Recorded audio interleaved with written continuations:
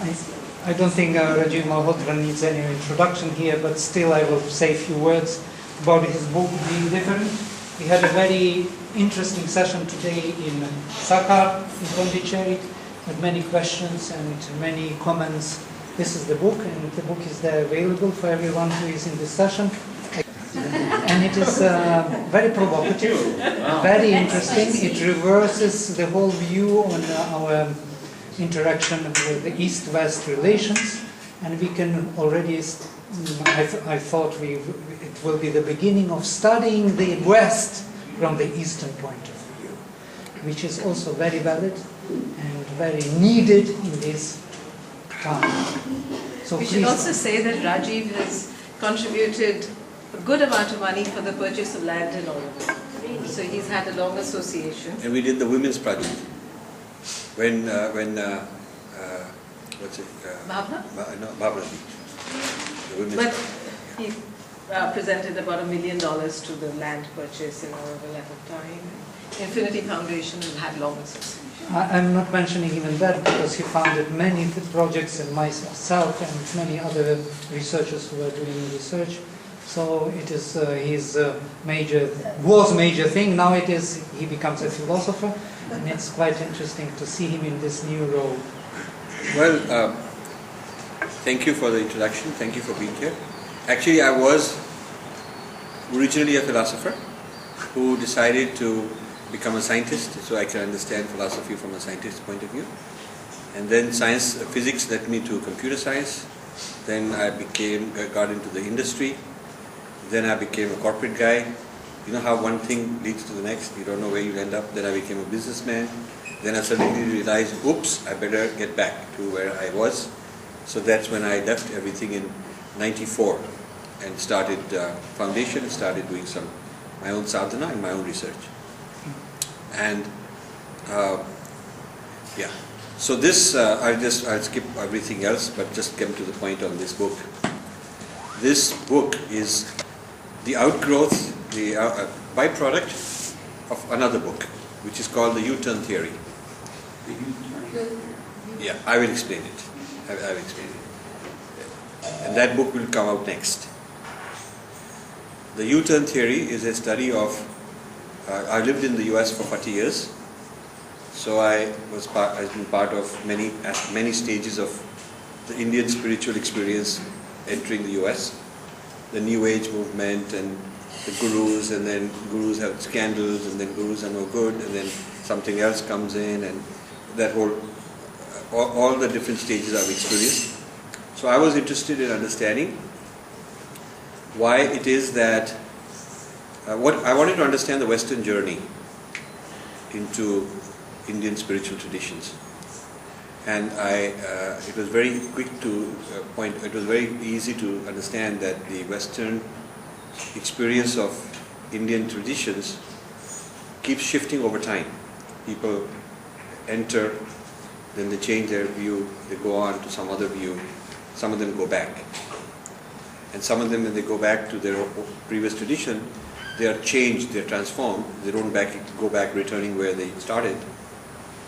And they take back several things from the Indian tradition and leave several things behind, depending on what will fit. And then they they kind of come up with a synthesis. So let's say they left as a Christian, they come back as a Christian, but maybe different denomination, or they left as a Jewish person, they come back as that, or they come back as a Westerner who's an atheist, you know. And they're transformed by the experience that they've had. And I wanted to find out why they go back. What in the Indian spiritual tradition is such that they cannot just stay there? What would cause them to bounce back? And I interviewed a lot of people. I went to yoga centers where there's lots of Americans doing yoga. I went to ashrams, and both in India and in the US, and interviewed a large number of people over the last 15-20 years. And then that is one input to this project. Another is I was in one of these places in Auroville giving a talk, And I was also interviewed, and that interview came in some local newsletter. I don't know, there's Bindu, there was a person called Bindu. She did an interview and it came in the Auroville something. Today. And in that interview, my top subject was how in the in the American Academy, because when I say West, my experience is only American, not European, because I don't know much about Europe. So in the American Academy, there is philosophy is not, Indian philosophy is studied more like a religion rather than in the philosophy department as a philosophy. And there's a big difference between in the American Academy between a philosophy and a religion. Or it's studied as anthropology or social sciences, but it's not studied as a philosophy per se. And yet, so much that is being borrowed from the Indian tradition into cognitive science, neuroscience, is not explained as such. It is sort of recharacterized as Western. So the original source is sort of left behind, and it is the people who are the bridge, who bring the knowledge back. They position themselves as the new pioneers, as their original discovery. They become the new gurus, the new founding fathers of this new kind of science, new neuroscience or whatever science they're developing. So I wanted to understand that, and I was giving a talk here, and I was also talking about some of the stereotypes in the American Academy towards Indian religion, which I've critiqued and I've written many books on that. Some of you probably know some of that. It stirred up a lot of controversy. And then somebody here in the audience, a Frenchman, whom I forget, and I'd love to get connected with him again, he asked an interesting question which made me think. And he said, what made the West change in this posture towards India from once upon a time during the Romantic period? Voltaire and people like that were really in romance of India, and they were really in awe of India. It was the original homeland, and it was the great place, it was the paradise. They were called the Romantics, the European Romantics in the late 1700s and early 1800s. And so, why did that go away? Why isn't that there today? That was his question, and I could not at the time answer it. But I thought it was a very good question. So I started thinking about it, and I started researching Indology, European Indology, to see how the Germans, French, and the English studied Sanskrit and the Sanskrit texts starting from the late 1700s till the early 1900s. Over a period of about 150 years, a lot of major European universities had Indology and Sanskrit studies. But suddenly, after a huge amount was learned and a huge amount of mining was done, these departments were phased out. And now there's very few of those left. And but it's also easy to find out that, it's also easy to figure out that a lot of the knowledge they gained from the study of these texts gave rise to many European disciplines like linguistics from the study of Panini. And Vladimir has done a monograph on the influences of Sanskrit upon European thinkers. Comparative religion started that way. A whole lot of some philosophy, the philosophical influences on people like Hegel. So it seems that this thing I'm calling the U-turn, which I was studying in the modern context of the 60s and beyond, has happened before also. So there have been U-turns before, because the Romantics in the late 1700s went, but that experience of India was not long term. It went for a few decades, and then they moved on to a critique of India and a rejection of India, but at the same time, while rejecting the source, they had gained a lot, which they've reclassified as Western thought. There are some books on the Indian influences on the European Enlightenment. Several books. There's one by J.J. Clark, and a couple others have written these kind of books. So I decided that I should understand this phenomenon, because it seems to recur several times in the Western history, that they go out to the East, there's a period of excitement, they learn a lot, but then it's not a permanent thing. They make a U-turn back to their homeland, they bring some stuff with them, and sometimes the Indian source gets rejected as inferior. So I developed this U-turn theory, and the question in the U-turn theory that all the people who are my reviewers have been asking is, why the U-turn? What about the Indian tradition is unacceptable? Is there a rejection? Is there is there sort of a return back to one's historical ancestry? Is that the reason? Or is there something wrong with Indian tradition? What is the factors? And also when they return back to the West, why is it only certain things they can take back and not everything else? So that led to this book, the U-Turn book. But then it became a very large book, and somebody suggested that the philosophical part of what is different between India and the West should be removed to make it simpler. And I removed that, and that what I had removed became this book. So this book talks about what are the philosophical differences between the Indian philosophy and worldview and the Western, and it looks at it from an Indian point of view, because typically these kind of comparative studies have been done from the Western point of view, either by Westerners or Westernized Indians. And this is reversing the gaze from the Indian point of view upon the West. So that's what this book is, to understand, what is unusual, different, peculiar, exotic about the West from an Indian point of view, reversing the anthropology. Like if the Westerners were native informants, what would a person with an Indian gaze find interesting about Westerners? And I just want to preface that when I say Western thought, I'm not referring to every Western person, because many Western persons I know are more Indian than a lot of Indians are. And also a lot of Indians I know are more Western than many Westerners are. So when I say Western thought, I'm talking about what has historically and traditionally emerged from the West. That doesn't mean that every Westerner is part of it or believes in it or subscribes to it. A lot of them reject it. So please keep that in mind, because I'm not implicating that all Westerners are a certain way. Now, the book, normally the fashionable thing to do in these East-West studies is to show that things are the same, that everybody's same. Vasudeva Kutumbakam, we all have red blood, and we all made of the same electrons and protons. We heard some people say those things in the morning. There's one Brahman, and we're all aspiring for some higher truth. So all kind of things are same. But then, an orange is in that sense same as an apple, because they're round and they are fruits, and they roughly cost the same amount of money, and they grow on a tree. Or you could say a bicycle is the same as a car, because they have wheels and they're made of steel and they go on a road. But while there are similarities, things aren't the same. There's also important differences. So I'm focusing on those differences. And a related concept is the concept of digestion of one civilization by another. So by digestion, I mean the so-called pagan faiths and cultures were assimilated into Christianity. A lot of Christianity came from there. So they got digested, and the pagans themselves sort of disappeared or marginalized. So digestion is sort of not just a friendly assimilation, because it depletes the source. A byproduct is it depletes the source. That's why I call it digestion.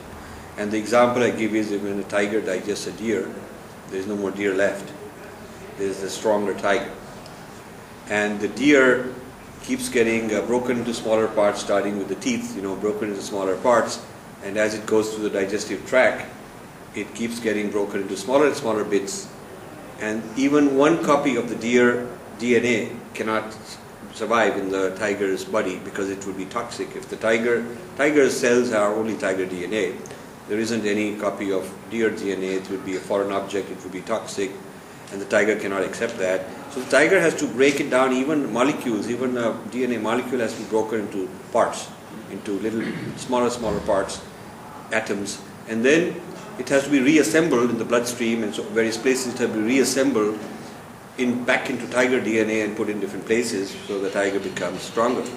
So the digestion means sort of taking apart a civilization, using this metaphor, it's taking apart a civilization, finding what's useful, reconfiguring it into the host civilization, and what is not useful is excreted, so it's waste.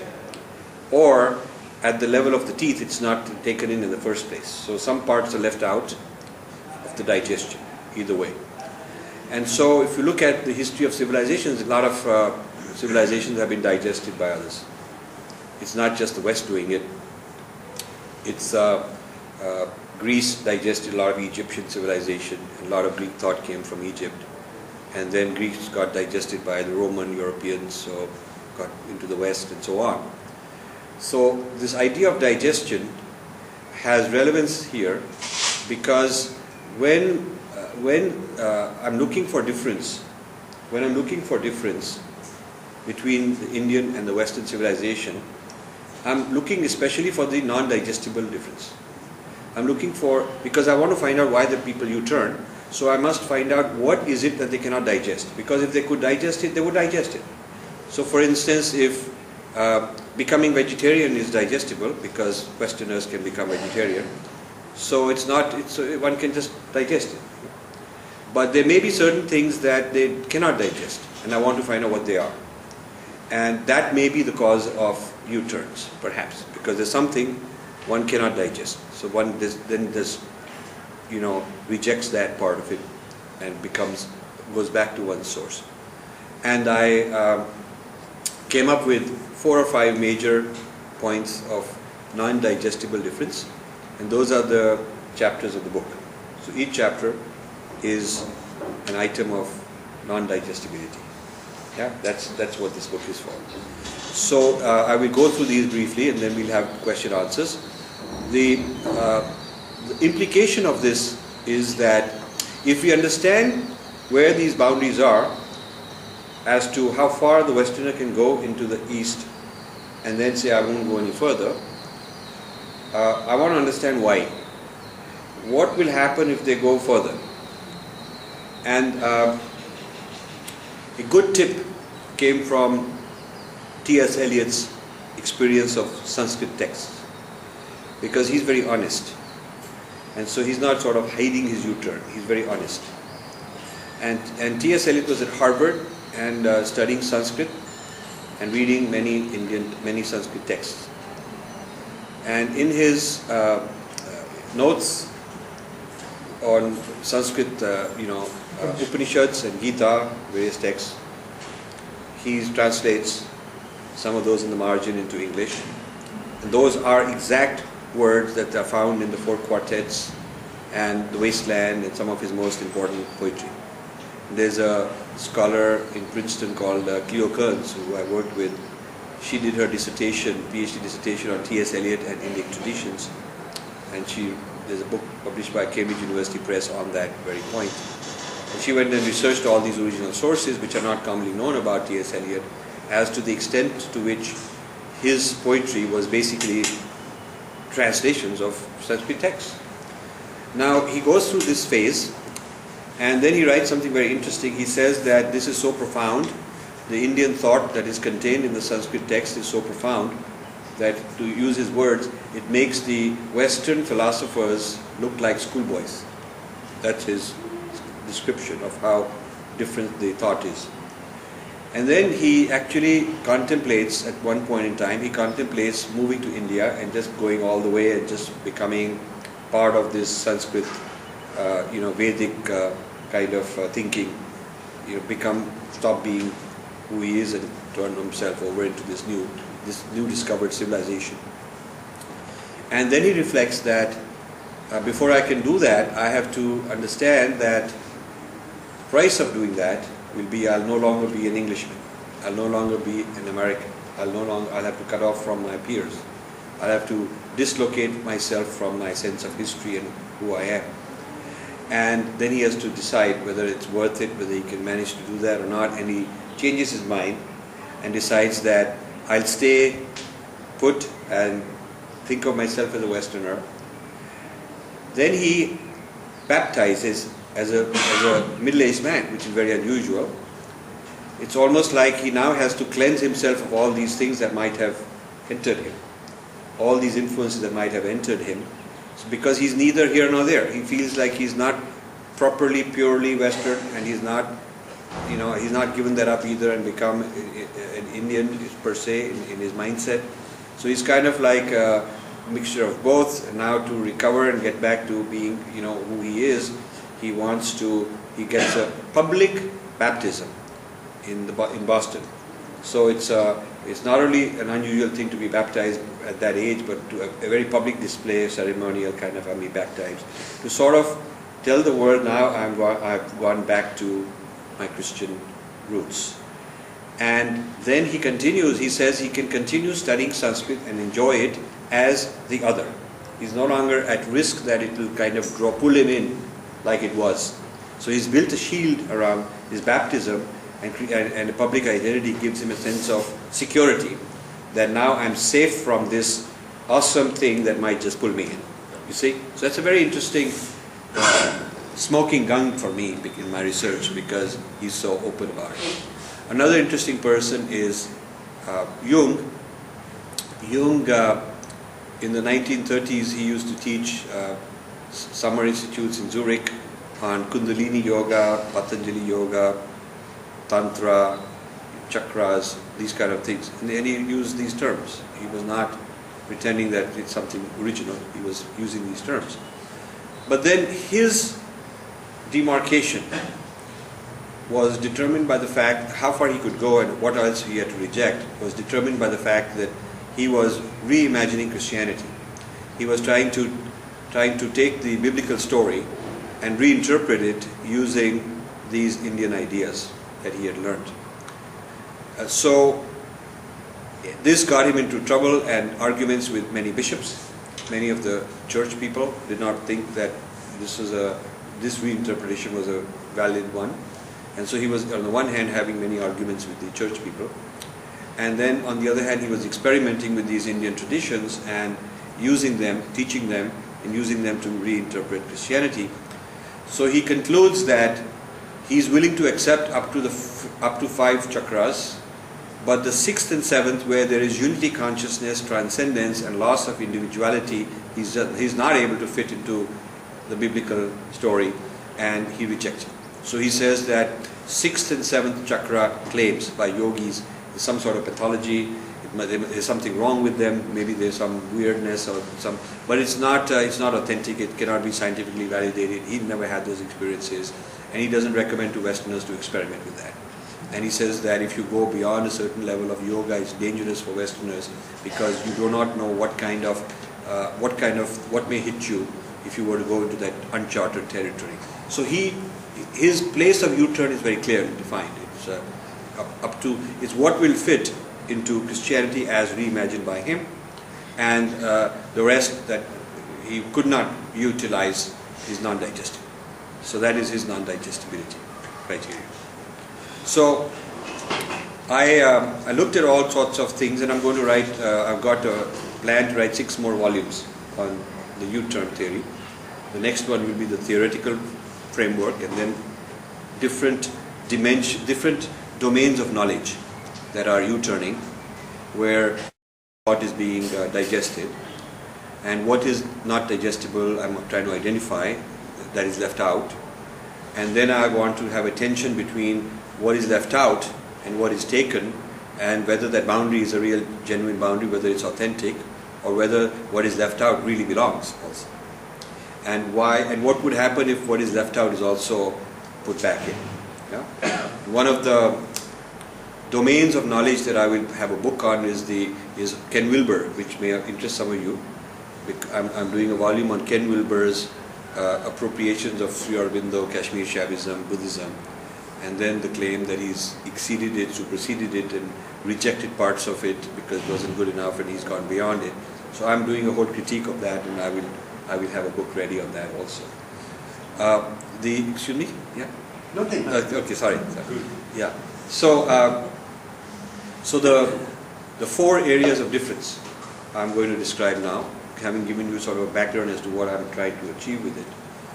One area of difference is that there is a philosophical foundation starting with Judeo-Christianity, and then it continues with Hegel and Enlightenment movement also, with a huge emphasis on what I call history centrism. History centrism is a sort of a claim that there is a unique history, there is some uniqueness of history, usually linear history, prophetic history, generally, or Hegel, without using prophets, had a historicity of the West, which was very unique and very exclusive. So there is a unique history, and this history is exceedingly important. You cannot do without knowing about this history. And in the case of Christianity, the path to salvation is through unique historical events. And I contrasted this with what I call embodied knowing in the here and now. That's what the yoga is. And Adhyatma Vidya, the inner science. And the idea of Satchitanand, which is the divine manifested as all of us. So I show in one of the chapters the incompatibility between the history centrism as a premise, which is the underlying premise of the Nicene Creed. The Nicene Creed is sort of mandatory in most denominations of Christianity and often recited. And the Nicene Creed starts with, Adam and Eve's original sin, and then the virgin birth, and then, crucifixion, redemption, all of that. The major milestones of that history are required to be accepted as cardinal truth and articles of faith. And I try to show whether ideas of karma, reincarnation can fit with that, and I find they are not mutually compatible. They are indigestible. And also whether the idea of human being divine, to begin with the idea of Tattvamasi, whether that can be made compatible with this sort of Nicene Creed. And I've read a lot of people who attempted it. A lot of Catholic theologians have been attempting this for the last 100 years. Théa Deschardins, Bede Griffiths, many recent people, Jesuits, they're trying this, and I've studied all of them. And one of the volumes will be specifically on reinventing Christianity in the last 100 years, rethinking Christianity in the last 100 years in the light of a lot of study of Hindu and Buddhist sources. Buddhism also has played a large role in this reimagining Christianity. So therefore I'm not making the statement that Christianity has to be history-centric. It just happens to be. It doesn't have to be, but that's the way it's turned out to be, because of the power of the institution, and institutions find things more controllable if you can have absolute mandates and absolute things and unique things, exclusivity that nobody else has. So these are all instruments of control. And of course I know that there are mystics, and I've talked about it in this, there are Christian mystics who have also had higher experiences and unity consciousness experiences, but somehow they've been on the margins and they've been persecuted sometimes or left out and not encouraged by mainstream society to build lineages over a long period of time. So it is not that there is something that in Christianity you couldn't be doing that, but it's just that it hasn't happened to the same extent as it happened in India. You mentioned in the book that they are, sorry to tell, but this is an important point, that they were always welcome when they were dead. 100 years afterwards they were all canonized. Well, the saints in Christianity have to be dead before they can become a saint. And that's a law. You cannot have living saints. So I've looked at why is that so. And a living saint would probably threaten the institution. Because imagine if there is a corporate body, an institution, and there's the head of this institution, he's sort of like a CEO. But then there's this one man or one woman somewhere all by themselves who are enlightened. People are going to go there. And they're not going to go to some, institution. They're going to go to the person who embodies the truth, because this person is what we're trying to become. Whereas the institution is just sort of teaching you some historical stuff about what happened and so on. So this threat of a living master is a very serious threat. And so in the book I explain that either you have a tradition of living masters, in which case institutions will not build up very well. And in India you have that problem that when a guru is dead, the people fall apart and some other guru comes up, and then they all go here and there. So after the guru, continuity is very difficult in the Indian system, because people are not drawn towards an institution. They are drawn towards a living master. And in the West, the church, being very smart, understanding that's the risk, have gotten rid of those people.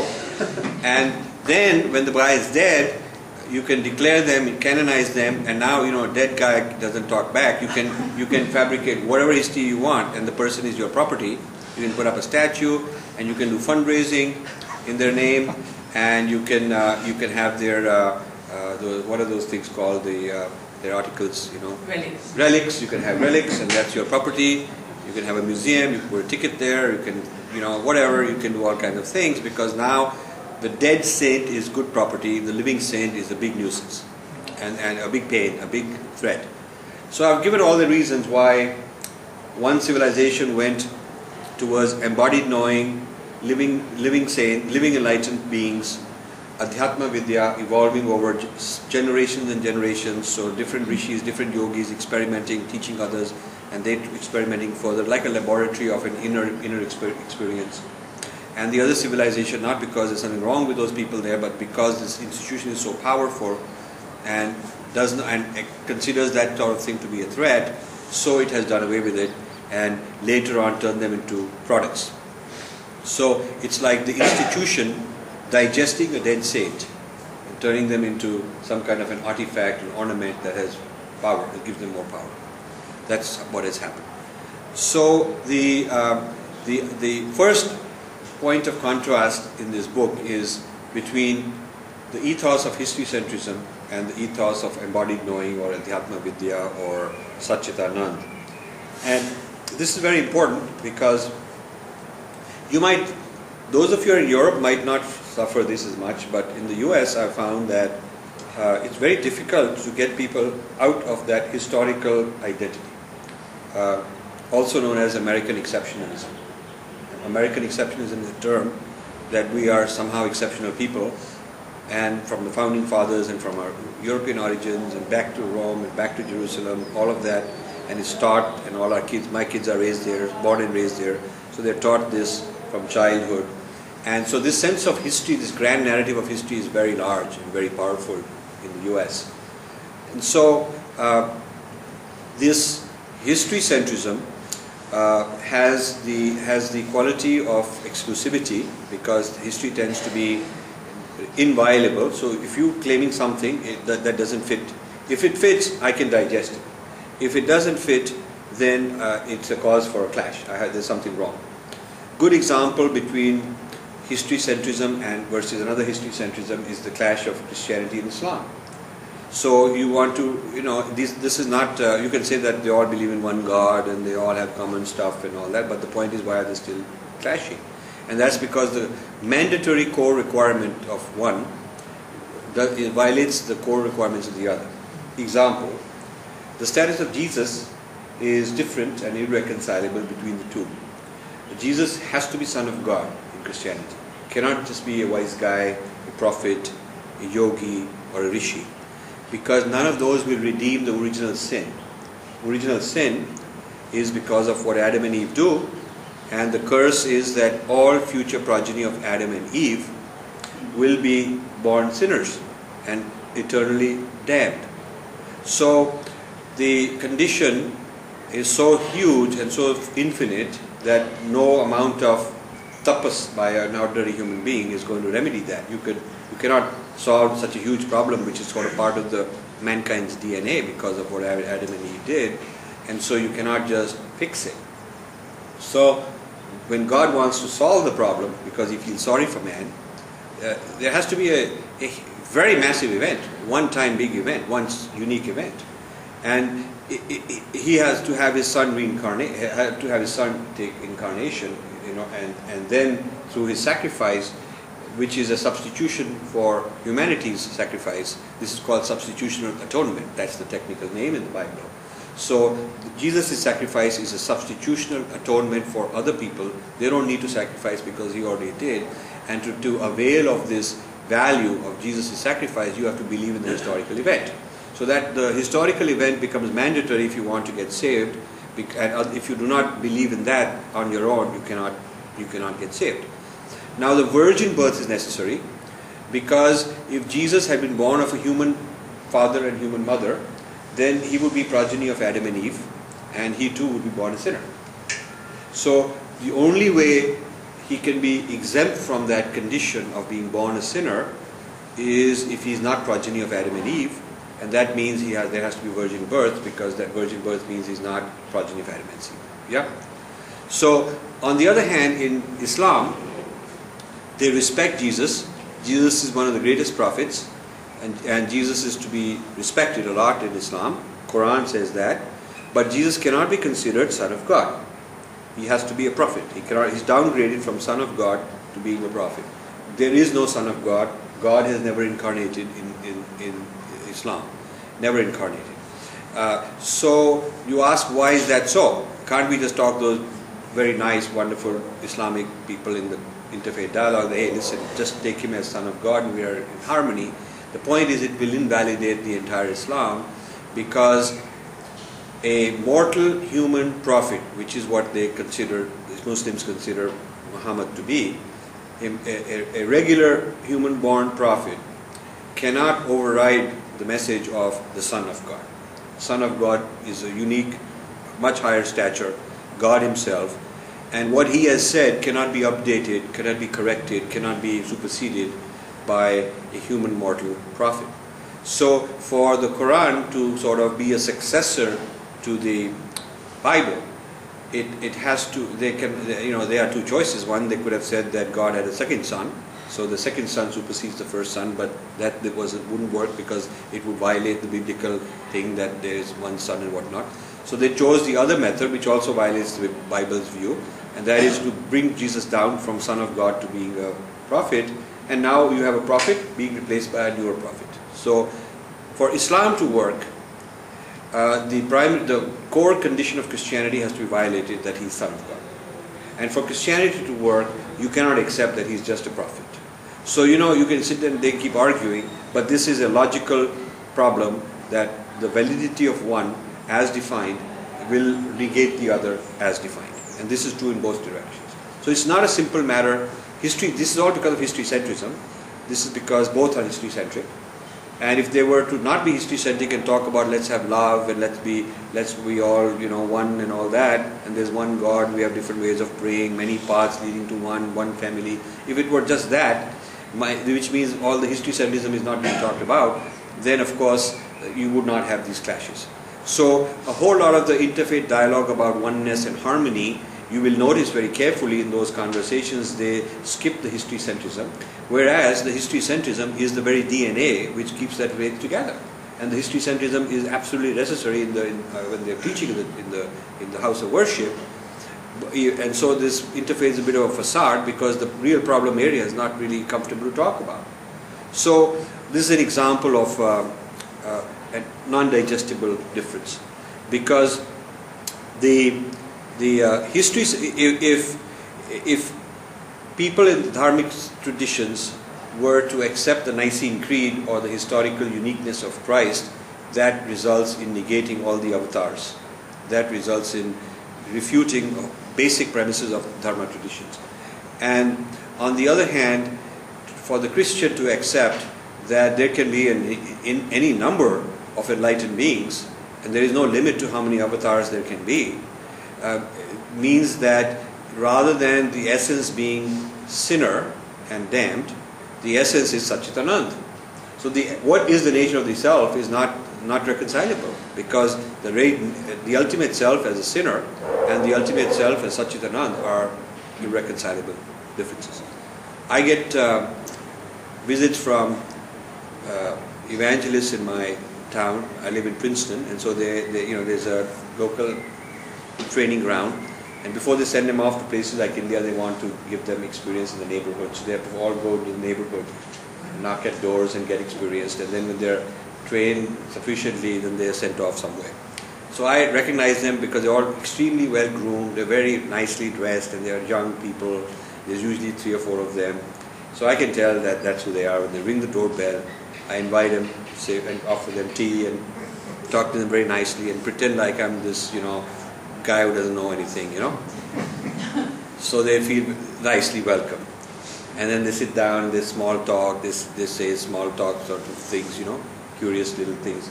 And I also engage in small talk. And then somebody among them has to break the ice and get to the point, And that's part of the training. How do you open?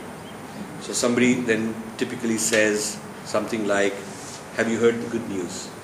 And of course, you all know the good news is that the Savior has come to save you. And I pretend like I don't know, you know. So I say, what good news, you know, did the stock market go up? What good news? Good news. So then they feel, you know, wow, we got to really educate this guy. So they say, you know, good news, you know, we can all be saved, you know about we have a savior. So I say, saved from what? Because I want them to talk about sin. I don't want to say anything about it. And so we keep going around until, you know, they're trained to expect a different answer. They're trained that the guy will say, oh yeah, I've been saved. Then they'll say, how? And then they'll get it. And say, no, you couldn't have been saved because it was not through the Son of God. You know? So they are trained. But I don't fall for that. So I kind of pretend like I don't know what is this, saved from what. And they say, from sin. I say, no, but I don't think I've done anything wrong. I don't think you've done anything wrong. You look like decent people. What have you done wrong, you know, that you need to be saved? So they're also thrown off a little bit. And then they talk about that there is original sin, and you know, one of them has to get into this heavy philosophy that we're all sinners, and the good news is that there is a Savior, and we've come here to tell you about the good news. So I tell him, oh wow, have you heard the Dharma good news? So they all kind of look like, no, we don't, Dharma good news, no. So I said the Dharma good news is there is no original sin and we're all originally divine. We're all Satchitanand. We're all originally divine. So that's the Dharma good news. And so I think the two are incompatible in the sense that in one case a doctor comes to you and says, I have good news that I can cure your disease. And in fact, I'm the only one who can cure it. That's good news to know. And then another doctor comes and says, I have good news, you don't have that disease. So there's a difference in the two kinds of good news. So this is basically in essence of one chapter which talks about the difference, the role played by historicity. And I've tried this in any number of American audiences. I have tried this in after 9/11. They asked a representative of each faith to come and give a talk to the government leaders, top government officials, because the government decided to sensitize its people about other faiths, because there was this belief that we need to know more about other religions, and we are this isolated from other parts of the world, and we don't know enough, and we need to, because 9/11 reminds us we don't even understand anybody else. So there were people from different religions brought to give some seminar, and I was asked on Hinduism to give a talk. It was a big auditorium, several hundred people. They were all government officials, lawyers, and you know, senators, congressmen, well-educated class of people. And rather than telling them Hinduism is this, that, and this about Krishna, or this about this one, that one, I basically wanted to ask them some questions. So I started by asking, how many of you, what do you think will happen to your religious life if history is lost? In other words, suppose there is no history, for whatever reason. You know, maybe you're raised in an island somewhere, nobody taught you history. Or history is falsified. Or history somehow magically all records are lost. What happens to your ability to be a religious person? And it's amazing that, you know, not one of them said that being divine, we will eventually, maybe it'll take a long time, but eventually somebody or other will recover that truth by having a higher experience. All of them were of the opinion that if they didn't have access to history, we would be doomed into darkness.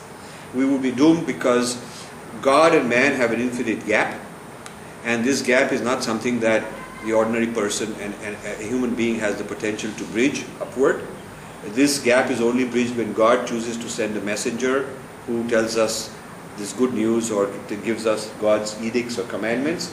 So it's a top-down system of communication, and in this top-down system of communication we have people called prophets, and therefore we have to study the history of those prophets, what they said, what they did, what God said to them, and the study of the historical record of the lives of these prophets is the messages of God that we have access to. Otherwise we have no access to messages of God possible. And if this history were ever lost, we would be in darkness. This is kind of in a nutshell, a paraphrase of what one hears when one goes to people who think of themselves as Judeo-Christian and you ask this question, what about, can you be a person of your faith with no history? Read a text, but not one sentence about historicity. Let's see if faith is possible. So this sort of thing reinforced my concept of history centrism. Last night I had a conversation with Suneet Verma, who's a psychology professor at Delhi University and a Sri Aurobindo follower.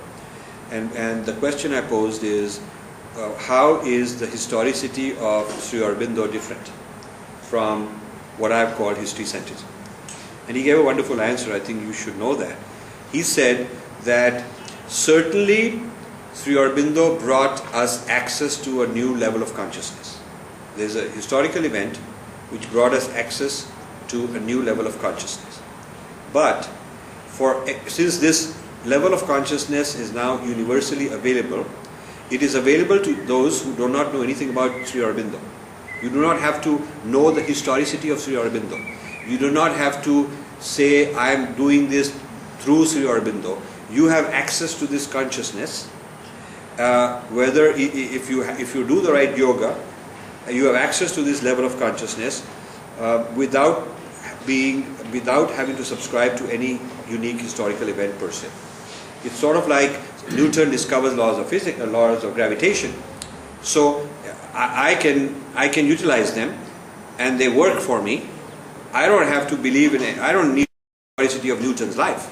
I don't need to know who he was, where he lived, what year it was, what he said. Did the apple fall on his head? Was it a banana? Or maybe some rock fell on his head? Or maybe that story is made up. It makes no difference to the validity of Newtonian laws today. So, therefore, when we say history, when we say we're free from history centrism, we are not saying that we don't have a history. I mean, there is a history of Newton, but physics is not history centric because it's not contingent upon that historicity. It's not contingent upon belief in that historicity. So this subtle difference between having a history and having history centrism is extremely important, because having history centrism is what causes exclusivity, dogma, and conflict. And having a history, just regular history, but not history centric, you're not boxed in, because it's more open and more flexible. So that's one point of difference. The second point of difference is that, and each of these is a chapter. The second point of difference is, I think, probably where this group will relate to a lot. I have defined a concept I call integral unity, and the contrarian idea I call it synthetic unity or artificial unity. So integral unity is an inbuilt inherent unity. So the parts are not artificially later on put together to make a whole thing. The parts already are unified because they are not separately existing. Their existence is contingent upon the unity, the unified entity. The one exists, and the parts are relative to this one, or manifestations of this one. So the idea of Brahman is integral unity, because the Brahman as something that manifests as everything else and enters everything else, involution as everything else, makes these parts appear to us as separately existing, but in fact there is inherent unity. That is an integral unity worldview. The synthetic unity or artificial unity worldview is where the parts separately exist, and then somehow they have to be put together. So like in the case of a car, the tires exist, they're made in a factory, the battery exists, the paint exists, the steering exists. The parts have separately been made, and then they are assembled into an entity. And similarly, you could say the United Nations is a synthetic unity of, because every country separately exists, has its own sovereignty, and the United Nations is a kind of an artificial, gathering to achieve the individual needs through that congregation, that collection. But it's not like the UN is a unified entity, and that is primordial, and that is primary, and all the nations have to achieve the UN agenda. It's the other way around. The UN is a means for other nations, not the other way around. So the supremacy of the unity in one case and the priority of the parts in the other case is what defines the difference. And I show that, that is in a whole chapter, I show that both the Judeo-Christian and the Greek tradition are built of separate essences that come together. God, cosmos are separate, inherently separate, and souls are separate entities with separate existence. Even in heaven, you live in God's house, but you're not unified. It's not unity consciousness. You're separate from God. You're separate from souls, but you live in a nice mansion. You play golf and you drink. You eat Godiva chocolates and have a good life. It's a retirement community, but everybody's a separate existing entity. And in Greek thought, the Aristotelian law of excluded middle says things are yes, no, binary. There's no middle. There's no fuzzy middle ground. There's no uncertainty. There's no things that are neither yes nor no. Whereas in Indian logic, like in Jain logic, you have yes, no, neither yes nor no, both yes and no, and so on. There's many possible outcomes to a question, and not just a binary. So this law of the excluded middle created mutually exclusive things, and that became the origin, the foundation of the secular part, the Enlightenment part of the West, having itself been built of separate essences, because the whole Aristotelian philosophy is that there exist separate essences, and then they are put together into a cosmos. So the Western the Bible's theology starts with importing Aristotelian thought into the Bible by St. Augustine. St. Augustine merges Bible with Aristotle, and the result is the beginning of theology. So that's another synthesis. It's a synthesis of the Hebraic tradition, which is Judeo-Christianity, and the Hellenistic tradition, which is Greek thought, into this thing.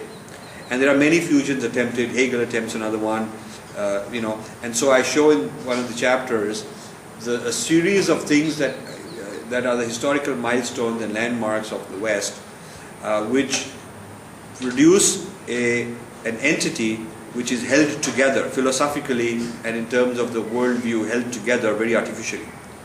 And this is an important distinction between integral unity and synthetic unity, that the synthetic unity is held together by force because it's not natural, and there's always the fear that it will fall apart. So force is used to keep things together. And this fear that the synthetic unity may fall apart not only produces excessive use of force, which is characteristic of such a civilization, but also fear of chaos, because chaos is a state where things fall apart. Things can fall apart, and there's anarchy and whatever, all kinds of horrible things can happen. Whereas somebody grounded in the idea of Brahman, or the idea of any kind of integral unity, Buddhists without having Brahman have integral unity. They have a different idea of integral unity, but it's an integral unity. The Jains have that idea also. So all the Dharma traditions have that integral unity. Somebody grounded in that does not have to fear that things will fall apart, because how can things fall apart when there is already oneness? That's the original nature of reality to begin with. So ultimately nothing can fall apart. Ultimately it can appear to fall apart, but what is the ultimate reality? It cannot fall apart. That's how strong this unity is. So the next chapter, which talks about the difference, is called Order and Chaos. And Order and Chaos is an interesting chapter because it deals with the Western fear of chaos and the Indian comfort with chaos, relatively speaking. Comfort with chaos. I have a discussion group with 2,500 people discussing this book. Somebody just last week posted, or a few days ago posted, that Oprah must have read this book because Oprah just came to India and she made a statement about how people are all comfortable with chaos and stuff like that. Almost. And he put her statement and he quoted from the book. It's almost the same stuff there. But anyway, this idea emerged first as a speculation when I was running projects in the US, and I had Indians and I had Westerners in project teams, and maybe you see that here also. And when there's a project meeting, the Indians are all talking to each other, having many conversations at once. So 1 is talking to 2, and 3 is talking to 4, and 5 is talking to 6 and 7 at the same time, and somebody is involved there talking to this guy and that guy. So it's all complex, multi-parallel processing going on.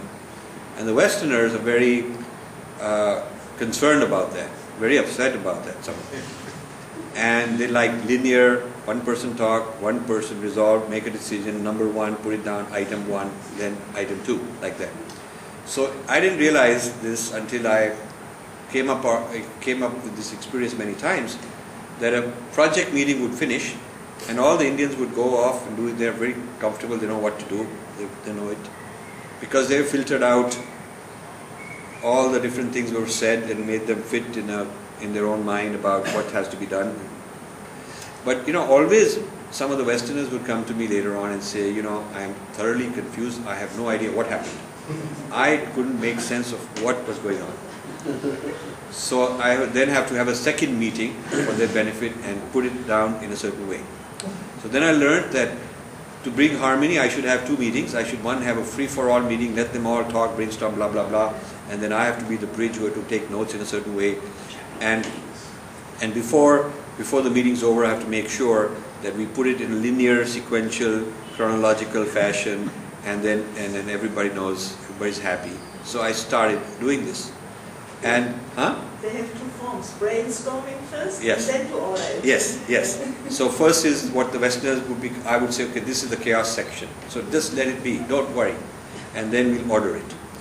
Now this has been my experience for a long time because I ran many projects and corporate groups and I found this is a behavior pattern. And then but it crystallized during the Kumbh Mela. I went to the Kumbh Mela and it's a huge thing, and the Naga sadhus, they are the ones who don't wear clothes, they go for the dip. So the head of the Naga sadhus invited me to be his guest. His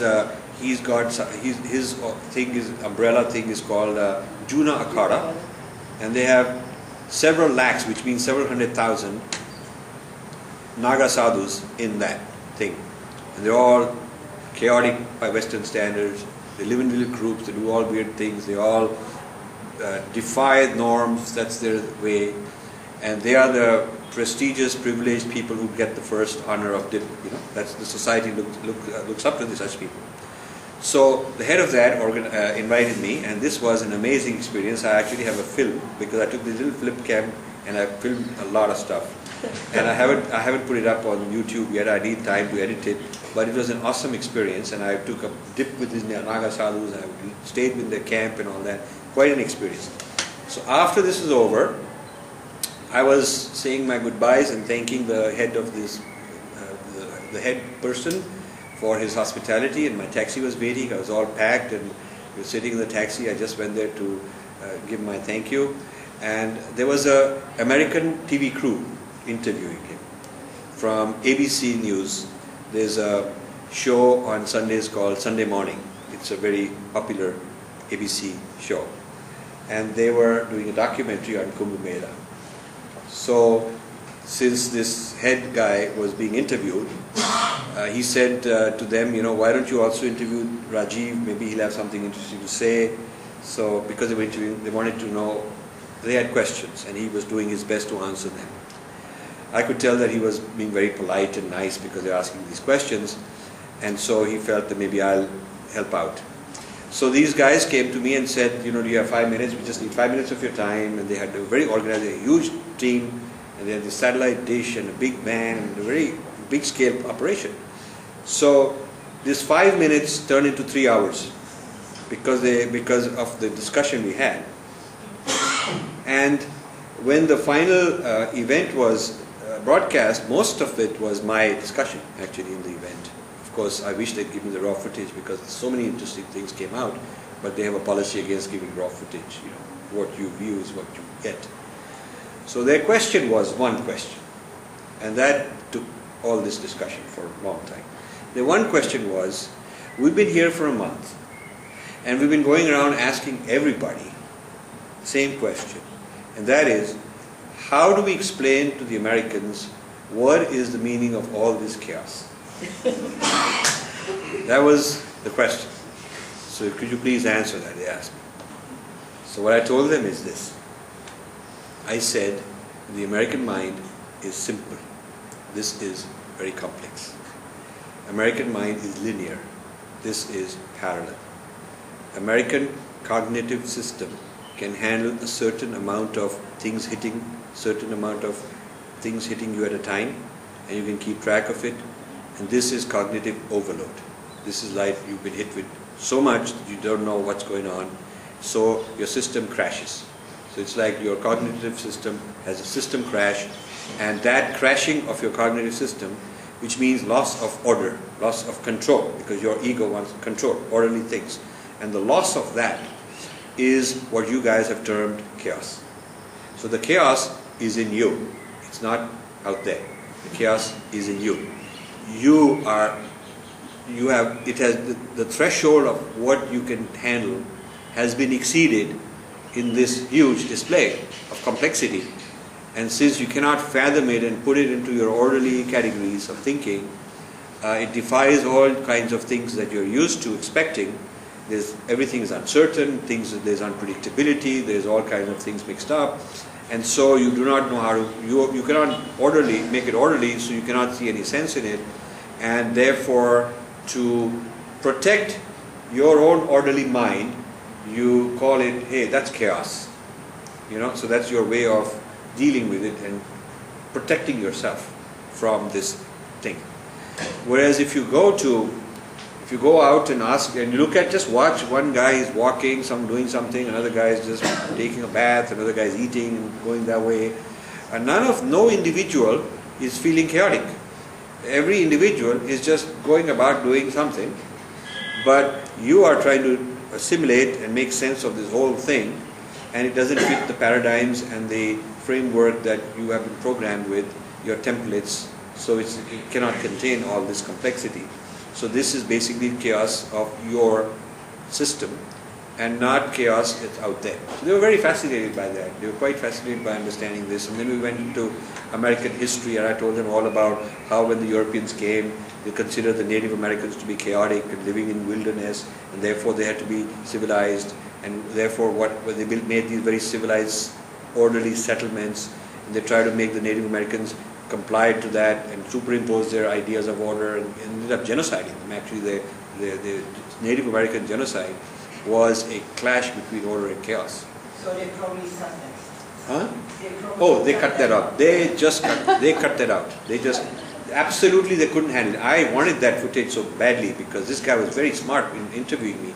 But there's a person who makes the footage who's really sincere. But there's boss, and there's boss's boss, and there's somebody has to make sure that this is okay for people to listen to. So this was an interesting chapter, and the cover of the book is actually opposites. These are the devas in the churning of the ocean, Samudra Manthan. These are the devas, and these are the asuras, and this is the spindle with the snake wrapped around it, and this is the story of creation, that opposites struggling, each pulling its own way, and that churns the milky ocean of creativity. That's how things are created. That's how things come. So opposites in mutual tension is not a bad thing. It's not that one has to be annihilated. There is nothing equivalent to Jesus will come back and annihilate Satan, and that will be the end of bad things happening. Because in the Indian idea of cyclical time, this universe will end, another one will emerge, and things will start again. And this the devas and the asuras are always there. It's not that the devas will have one final victory and finish off all the asuras forever. It's never going to be the case. It is not that there will be just good and not problematic things. There is dharma and adharma, and it keeps popping up, and it's our job to keep the adharma under control. You want the chaos under control. You do want the order to sort of have an edge and keep things together, but that is not that you want to eliminate the chaos or eliminate the disorder or things that are troubling you, because you cannot ever achieve that. So I go through a whole lot of examples and also quantum physics talks about the uncertainty that's built into the universe as the very nature of reality. You cannot eliminate that kind of chaos or disorder. That is part of the way things are. So the Indian ethos deals with these things very comfortably. And it is no surprise that both Schrödinger and what was the other guy, Heisenberg, were very much influenced by the Upanishads in their thinking about uncertainty and quantum mechanics, and quoted a lot from these texts. And when it was finally accepted by the Western scientists that quantum physics is actually real, and you cannot get rid of this uncertainty built in, it created a huge crisis of philosophy, of science in the West. But the Indian philosophers felt validated. They felt that this is how this whole idea of consciousness playing a role, and the objective reality is not really reductionist and Newtonian, is sort of very nice for us to know because it sort of fits very nicely into our framework. So I discuss all these things in that chapter on order and chaos as one of the very important distinctions between the Indian and Western approaches, metaphysically approaches. And there is also a book I came across by an author, an American historian called Andrew Rotter. He's an American historian, and he got declassified documents from the Johnson era and Kennedy era, Nixon era, on what the secret communications in the US had to say about India. And he came up with chapters, a huge book, explaining what was strange, peculiar, weird about India that bothered the American decision makers during the Cold War. And it was basically chaos. It was basically that if they have so many million gods, then you cannot trust such people because they have moral uncertainty. And monotheism means moral certainty. There's one truth, one God, whereas if there's all these gods, you don't know which God will now give him the inspiration. He may make a deal with me, and then some other God may inspire him to do something else. I cannot trust such a person. India would make an unreliable ally. This is the documents are so interesting. And then what are the images that are played in the American media at that time? And the American scholars and think tanks and academicians are focusing on land of chaos, human anthills. These phrases are very nice. I've summarized them in this book that explain how Americans perceived India to be sort of suffering from moral relativism and chaos and so on. And in fact, in one of the CIA, State Department and President discussions on India versus Pakistan in that Cold War era, it's a very interesting discussion in which the US policymakers say that Islam may be a false monotheism from our point of view, but it's a monotheism all the same. And at least they have one truth. Maybe that truth is not what we agree with, maybe it's a false truth, but at least they have the concept of a single truth. And so if they are an ally, and once they agree to something, then they'll be a reliable ally, and we can trust them because they have moral certainty. Now, of course, history will tell you that maybe that's not exactly how it happened. Yeah? But this is very well documented, that this, for instance, India is non-aligned, which means they don't have a sense of right and wrong because everybody's right, this is right, that side is also right. And the Americans very ticked off with this sort of mindset that, we have to deal with these guys. And also, they have different truths when we talk to them. And this bothered the British also, because the British felt that they said the Hindus are pathological liars, because when you ask them a question, then when you ask another guy, he tells you something else. When you go back to the same guy, he changed his mind. So then they asked, in the late 1700s, they had a panel to figure out what is the dharma. They wanted to govern by Hindu laws. So William Jones is considered the person who has discovered the dharma, the laws of Hindus, as if this is his discovery. And what he did is the first council of Pandits did the truthful thing. they concluded, before William James, someone else, they concluded to the East India Company that dharma is contextual. It is not like commandments. It is not 10 commandments or something. It's very contextual. So what is the right action is highly contextual. And what may be right in one situation will be in another situation. And what may be right in one part of the country, the customs of another part of the country may be different. So depending on the context and depending on the circumstances, there is a right action to take. And this was considered no good by the British, because you just cannot govern people based on something like that. And so they rejected, they disbanded this group and fired all these guys. And then William Jones took up the exercise of creating the laws of the Hindus. The first edition was called Laws of the Hindus. He published a book in England in 1700s, late 1790s, somewhere there. The first edition was called the Laws of the Gentus, means Gentile. And then they later changed it and said maybe the people won't like that expression, kind of a, slur. So we call it Laws of the Hindus. And there is a big panel in Oxford on a huge inside wall of a huge building, like 3-story high ceiling. And on the big wall, they have this picture of William Jones sitting on a throne or a chair, and looking down, there's all these pundits sitting on the floor. And they're all looking weird. They're all looking very kind of disorderly, looking here and there.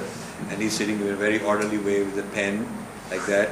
And down below says, to William Jones, the man who gave the Hindus their laws. And I have a photograph of that.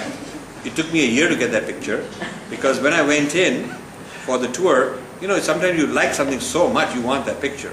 I have a picture, and that University of Hawaii philosophy book we came out with, we put it on the cover of that book. So if you have it now. To get that picture out took me a year, because every time I'd go back with the camera, they wouldn't let it in. So then I had to bribe this guy, who's one of those guys who lives in Oxford, and I said, now you go and get me this. And he finally got me a nice high resolution picture, which I have, of this whole thing.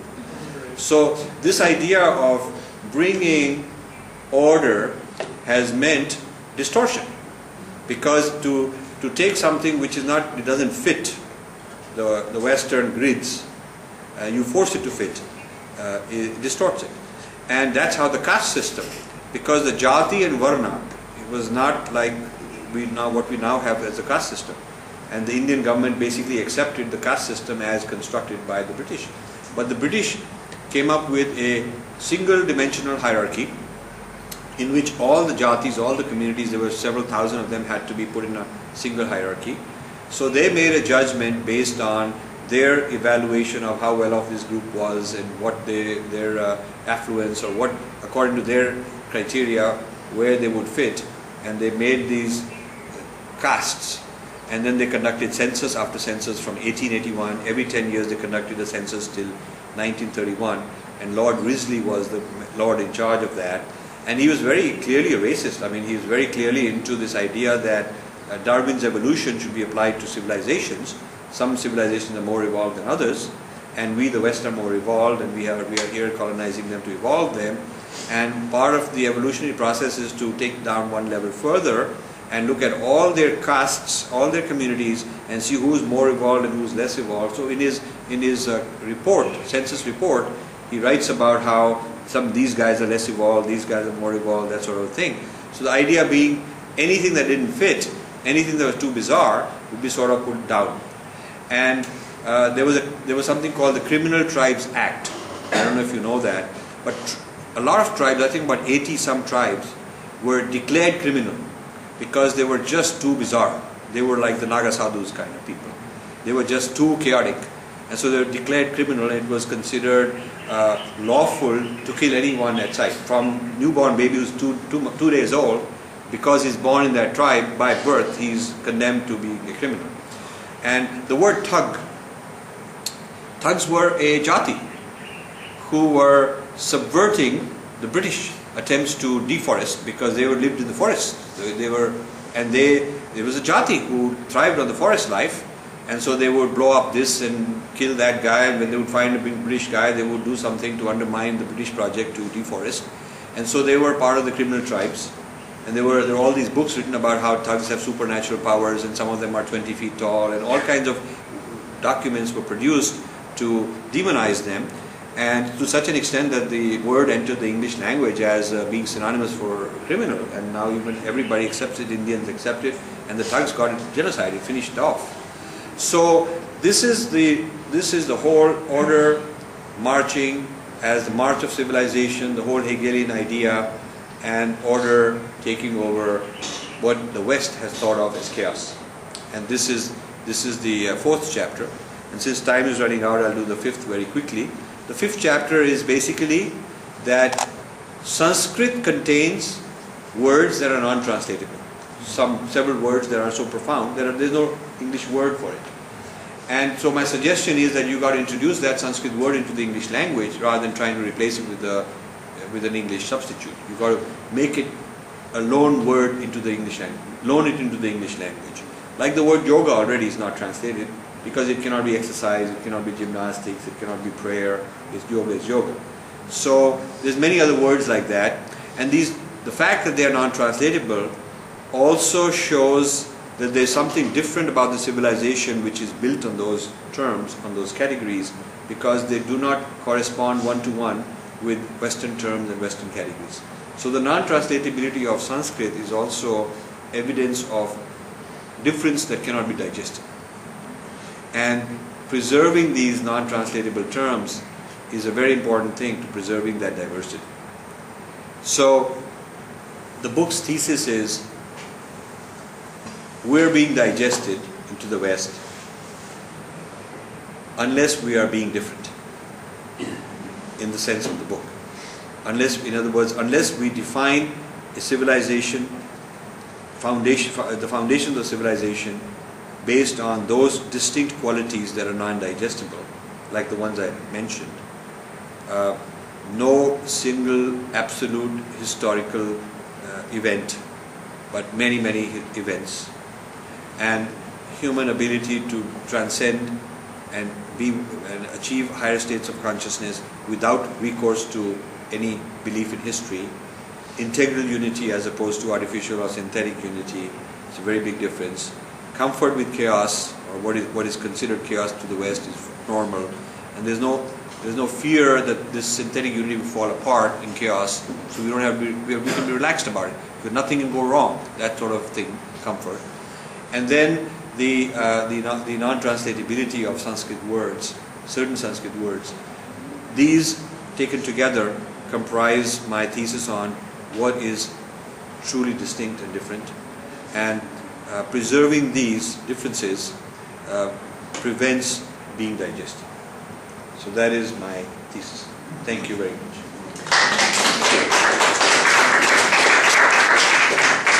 The stand, if you hold it, you can go to the person and to me back and forth. Yes. And maybe we get more light, or is this enough? Is this enough? I think so. Okay. Light's being put on.